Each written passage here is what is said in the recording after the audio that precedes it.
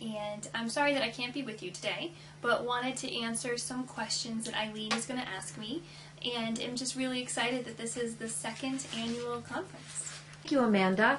Well, first, could we start out and learn a little bit about how you learned about your disability and then how you proceeded to understand what you needed in terms of accommodations? Sure. My disability story started when I was quite young. I was in second grade, and my mother read to me every night before I went to bed.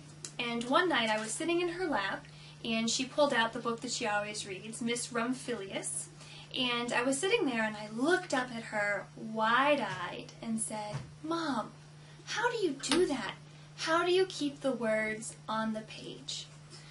She right away knew that there was something not quite right with that statement and took me in to be tested with some inappropriate testing, with some testing that wasn't done correctly. They were given a wrong diagnostic workup. They then took me to Children's Hospital in Boston, and they found out that I have dyslexia, and services began right away.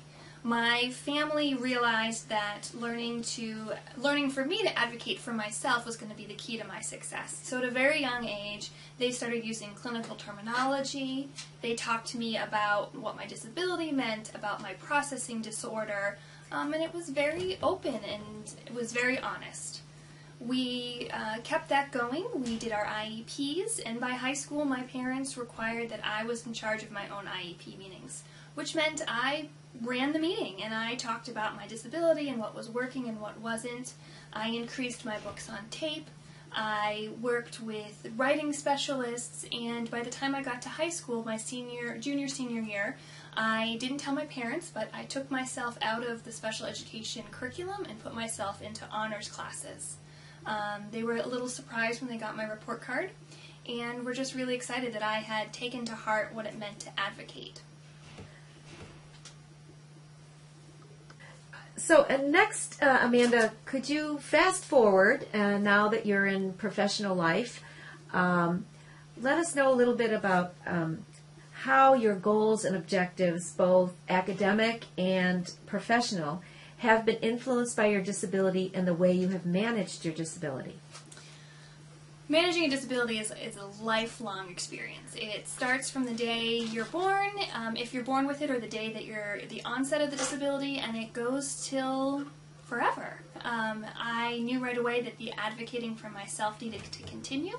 I went to the University of Arizona, which provided me really great supports and taught me how to take a step back from this family support that I was receiving and learn how to do those things for myself. I'm much more reliant now on technology. I know I'll never be able to write a paper and turn it in. If my professors are there, they can attest to that.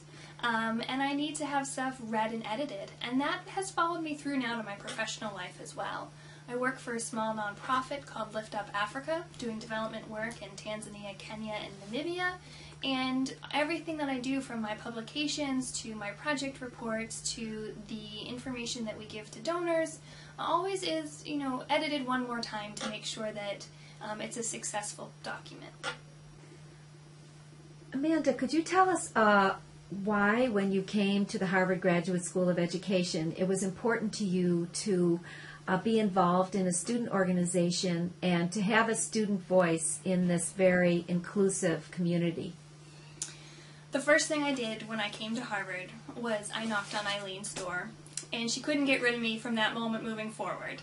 I knew that right away it was going to be important to me to find my voice at Harvard, and I knew that if I was finding my voice, that there were going to be other people who were just as passionate as I was, either about their disability specifically or about disabilities in general.